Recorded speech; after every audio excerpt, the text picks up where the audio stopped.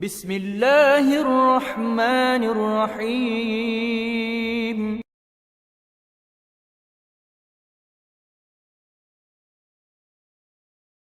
Without further ado, I want to introduce tonight's first speaker, which is Sister Maliha Malik. Sister Maliha is a friend and a neighbor. She lives right up the road here in Connecticut. She's a marriage and family therapist, originally from Connecticut. She's raised in the United States. She's traveled over most of the country, and she has an MS in marriage and family therapy and a bachelor's in clinical psychology. She's an active member of her community in central Connecticut. She provides counseling, coaching to adolescents, adults, couples, and families. She believes that American Muslims struggle with finding their identity within their families and friends, and therefore she feels compelled to support them through their journey of finding themselves. And she's an amazing asset and dear, khadima, servant of the community here in Connecticut. So without further ado, we welcome Sister Maliha to tonight's program. Jazakallah khair. Thank you so much. And assalamu alaikum, everyone. Thank you so much for joining us. So today we get to talk about some of the topics that have been that we've all been thinking about for some time, especially in the last year or so. It's become more prominent and more common for us to focus on these issues, which is managing stress and anxiety, especially within a family setting and with our partners, with our spouses. So today I wanted to take some time and discuss with you a little bit about what some of the causes of stress are and what stress and anxiety actually are and how they're defined and how they're understood. So we'll start a little bit with stress. So stress is defined as a feeling of emotional and physical tension. It can come from any event or thought. Most of us, have experienced a lot of stress, especially within the last year with COVID-19, as well as the different transitions we've had to make, whether it's work related, within our professional life, within our personal lives, with our children, with our extended family members. So, stress can come from pretty much anywhere. It's also important to know that, some of the feelings that we associate with stress are commonly known for frustration, anger, and nervousness. But, the beautiful thing about stress, if you look at it from a beautiful perspective, is that our bodies are created by Allah to experience stress, which most of us would be like, why is that?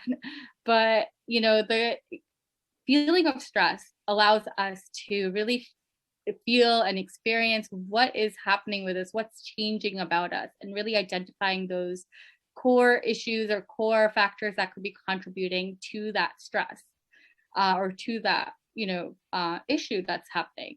So, thinking more about stress, within a family system, we have to think about, what are some changes that are coming up or have come up in the last year to 6 months? What are some concerns? What are some areas of focus that we can have around stress that could be contributing to how we're feeling and what we're going through? And once we identify those, then we can move on and we can move forward to examining and then managing that level of stress. So today I wanted to take some time again to talk about what stress is, what anxiety is, how do we define anxiety, and how it all kind of plays a part in relationships. And also, how can we manage all of that? Because managing relationships is hard, as we all know, but we also know that we're all in it together as a family unit, as a couple, and we can work with each other to get to the core of our, concerns. So talking a little bit about anxiety is understanding what anxiety is. And, anxiety, we often say, I'm feeling anxious, or you'll hear your spouse or partner say, I'm feeling nervous, or I am constantly feeling anxious. So it's important to look for key words when a partner or spouse is saying things like, I feel worried often. I'm constantly thinking about, unpaid bills, our relationship, our home, anything related to the unit as one, and really seeing where it could be stemming from. So identifying what anxiety is, it comes from, identifying feeling worry or nervousness, being uneasy, typically about something that of an uncertain outcome, not knowing what's to come next, not knowing how you're going to proceed to the next day or to the following day. When it's diagnosed in patients, we often identified as a person who's constantly thinking about or worrying and constantly feeling keyed up or on edge and feeling overwhelmed by this feeling of uncertainty, this feeling of the unknown, this feeling of what's going to come next and where I'm going. A lot of the times that happens in relationships when a relationship's going through something big. It could be any factor related to a new transition. It could be a factor related to something that has completely, came at you from the left corner without you realizing, that this is going to take place. So the unknown, basically. So how do you manage anxiety? Anxiety can be managed in a lot of different ways. A lot of the times it's good to take some time, focus on yourself, identify what some of the key factors are that are causing your anxiety. Talk to someone who can help you identify those roots of anxiety if you feel like you can't do it by yourself. So, really writing down what that's going on. What are some of your major concerns? What are some of the new changes that you're anticipating that will be coming up or that could be happening? And then really, taking it one step at a time and asking yourself, how do I deal with all of this?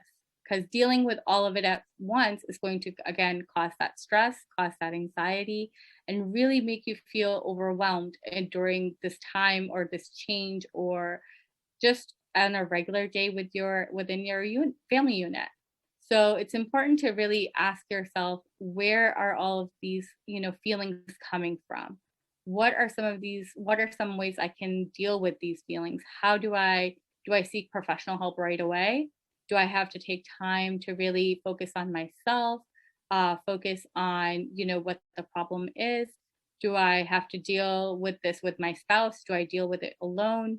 And really identifying, how do I answer these questions? And what are some of those answers that could possibly help me as an individual get through this with my partner?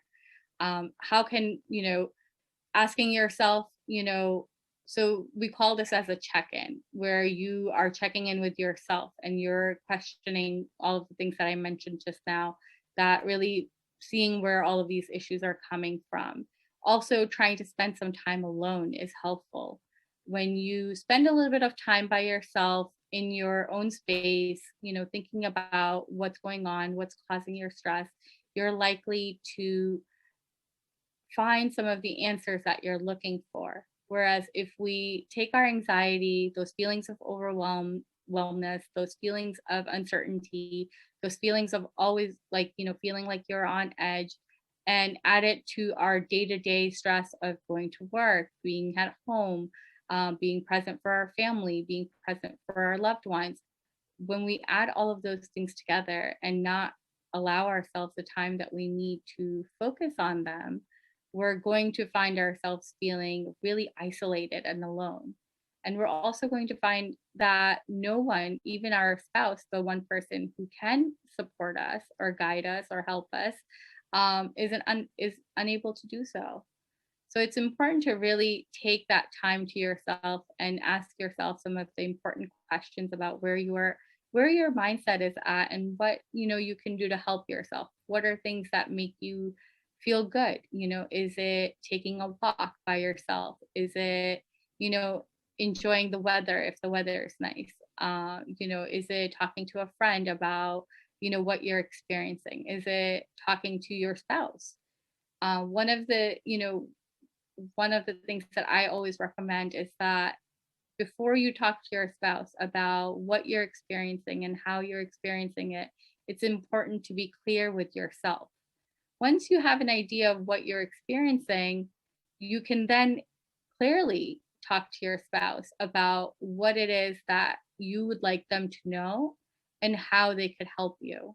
a lot of the times, when couples come in for therapy, or when they're experiencing stress and anxiety in their relationship, whether it's caused by an issue related to their relationship or in general related to, external factors like work life, or, their professional life, or their, you know, extra activities out of the home, or with, their children. It's important to really know what it is that I need my partner to know in order for them to help me and support me in this time. And the only way to know that is by asking yourself that question and really focusing on the answers that you're getting.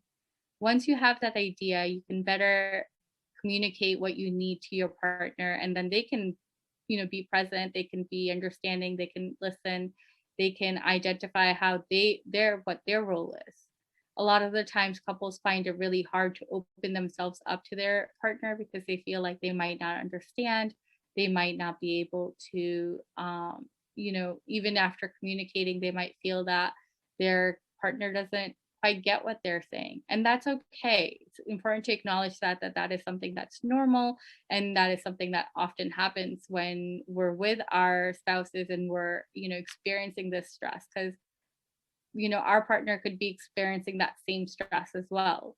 So it's important to say, this is how I feel, this is what I'm going through, this is my experience, and I need you to know that this is what I'm experiencing. And then be receptive and open to them providing feedback to you, and allowing your partner to say, I can help you by doing these things. I can take on extra roles in the house. I can take on an extra role in our relationship. Or I can, or I think it might be good for us to go seek professional help and see a therapist or a doctor, and kind of review what some of our options are and how we can better manage our situation.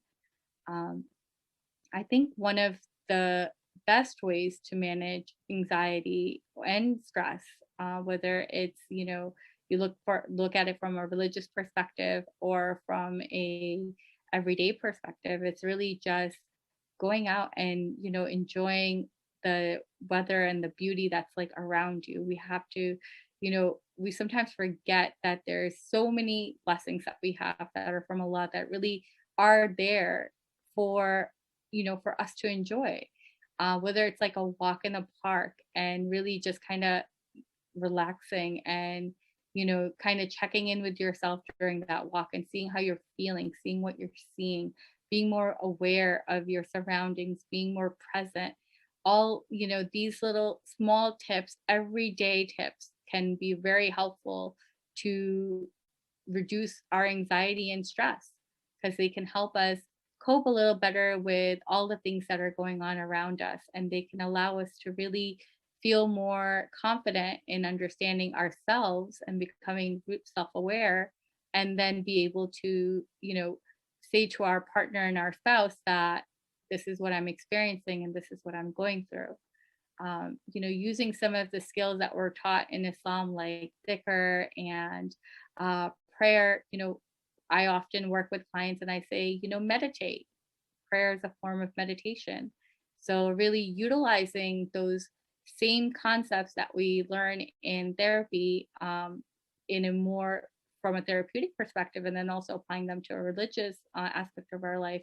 I think, by doing prayer, by praying, by making dhikr, by just sitting and like reading Quran, or listening to someone recite Quran, those are all things that can really help reduce that feeling of nervousness, allow you to feel more focused on yourself, feel more at peace with yourself, so that you can then, come back and say, this is how I'm going to handle my situation, or this is how I'm going to manage my situation.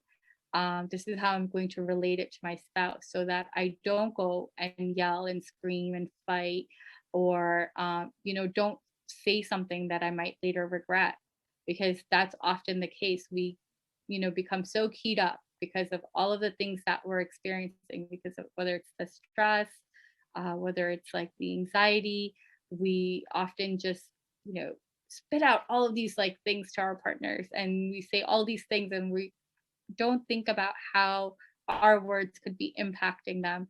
And really, it's not so much that we mean any of those things in those moments, but rather it's just that all of these feelings that we feel within our body, like, when your heart is racing, when you feel really restless, when you feel really overwhelmed, when you feel irritated or frustrated or angry, you say things that you don't mean.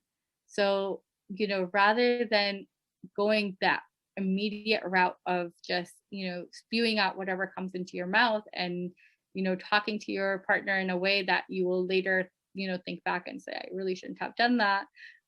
It's better to just step back, take some deep breaths, allow yourself to get centered again, allow yourself to feel more calm and more focused, bring down that anxiety and that stress from your, body, and just really say, how do I help myself?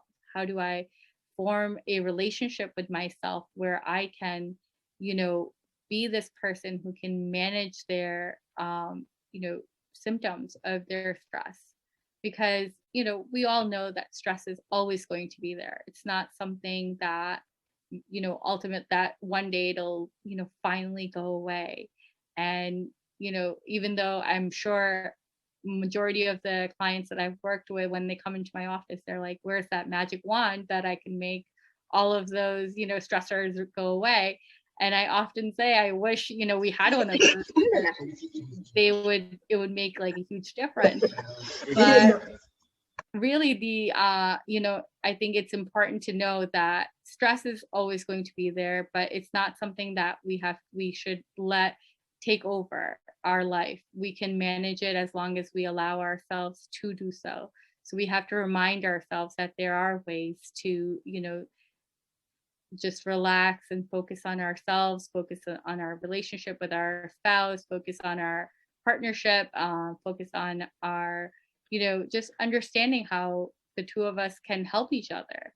Because, that's the beauty of having a spouse as well, is that, there's always that one person who can come in and really help you and really guide you, and who can really, just be there for you, if not anything else. But in order for that to happen, we have to be able to feel a certain type of way, and we have to allow ourselves to be open to that. And the first step is to really check in with yourself and see, how do you get to that point where you do feel that comfortable, where you do feel that, ease in your home or in your, with your spouse. So,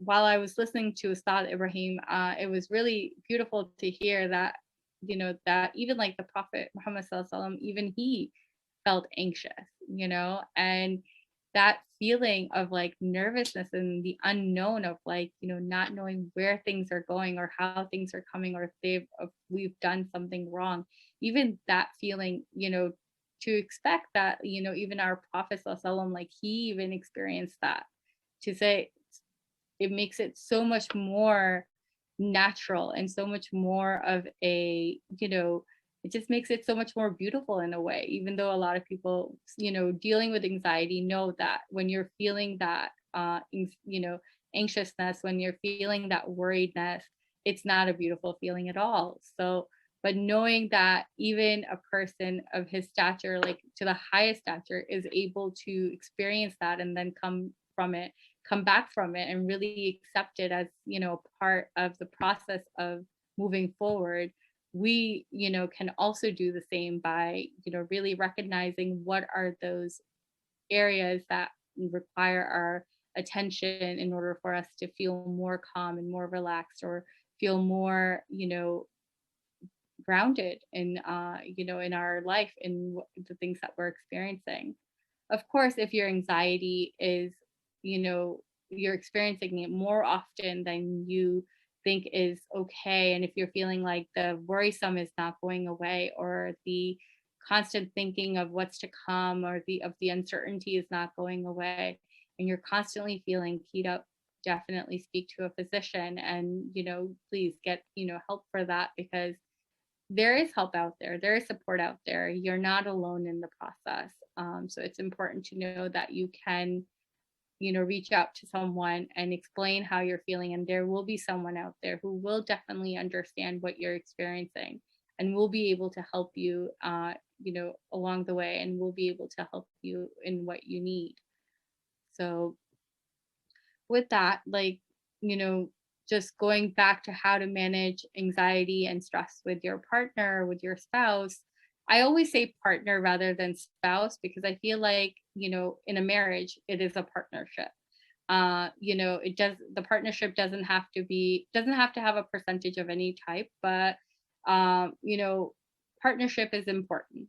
And if we deal with any issue in our life together with your partner, you're likely to succeed because you're able to identify core, values and goals that will help you to get to where you need to be. So that's why I always use the word partner over spouse, because I feel like partnership is very big in a relationship. And when it comes to managing your stress with your partner or managing your anxiety with your partner, it's really important to be on that same page on understanding one another and really being able to recognize, what some of the causes could be. And oftentimes we expect our spouses and partners to know that, what some of our key stressors are, even if we're not verbalizing them. But the reality is that it's important to verbalize your stressors, and it's important to verbalize the feelings of anxiety to a partner so that they're able to help you and support you in that, and basically be there for you in any way that they can. And really just some of the other, ways that you'll hear it everywhere, whether you read it online, whether you go see a therapist, you'll often hear some of the same tips, but those tips are very effective because they're proven to work. One of the tips that I really like is journaling. I encourage a lot of my clients to journal and write about, their daily stressors. But I also like to ask them to write about their daily, the things that they're can share their gratitude for. And when you do both, you can, it's almost kind of like a pendulum where you're like weighing it off and you're seeing, what are the pros and cons of my life right now? What are some of the big things happening? And what are some things that I am grateful for, or thankful for? And when you write down write a list of things that you're grateful for, and also write a list of things that you're stressful for, you can almost see some of the positive things outweigh the negatives. Sometimes it's not the case, and that's okay too, because it happens. But, having that list of things to be grateful for can be a really great way to see what some of the progress you're making in life, whether it's, achievements that you have, whether it's the happiness of your relationship, or the happiness of your children, or the happiness of your life or career, or education, whatever you're thankful for. Those things often will outweigh some of the stressors and then limit us from feeling overwhelmed and again feeling frustrated with our current situation. So, taking a walk, talking to a friend, making really enjoying the beauty, being aware, being present, journaling. These are all small ways to manage these stressors that daily stressors we experience in life. Taking a drive is also often very good. I always recommend clients, who have a commute to and from work, to take that time to really reflect on their day and to really focus on what are some good things that they did or achieved that day, and how could they make their next day better. And then by the time they get home, they are often in a much better place in terms of, feeling good about themselves, so that when they get home, they often don't get into those little fights or arguments with their spouse. And they'll often, not be so upset or anxious about getting home or being in that environment where they're usually not either happy or are struggling, or are just kind of experiencing some sort of stress. But it's a process. It takes time. It's not something that happens overnight. It's a lot of practice. It's a lot of awareness. It's a lot of, taking things slow and really just, making sure that you are focusing on yourself as well as focusing on the things that are around you, but not becoming so hyper focused that you are now causing yourself to feel overwhelmed or feeling uncertain about what's to come next or how you're going to handle the situation.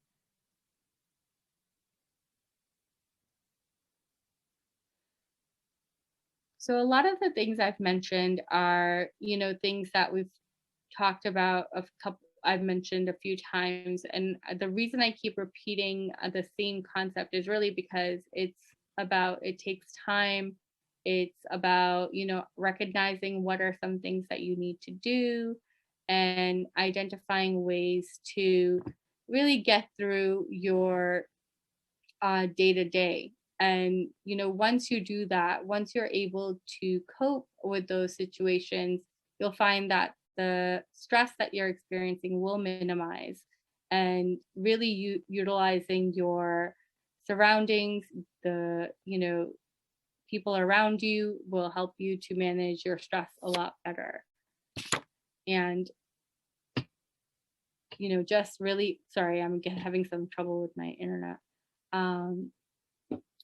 And yeah, so, just checking in with yourself goes a really long way, and really identifying with yourself and understanding yourself will help you to feel more confident in the decisions that you make with your partner, as well as the decisions that you make throughout your life. They will also help you to cope with any of the stress or any of the feelings of, feeling overwhelmed or feeling anxious or stressed out.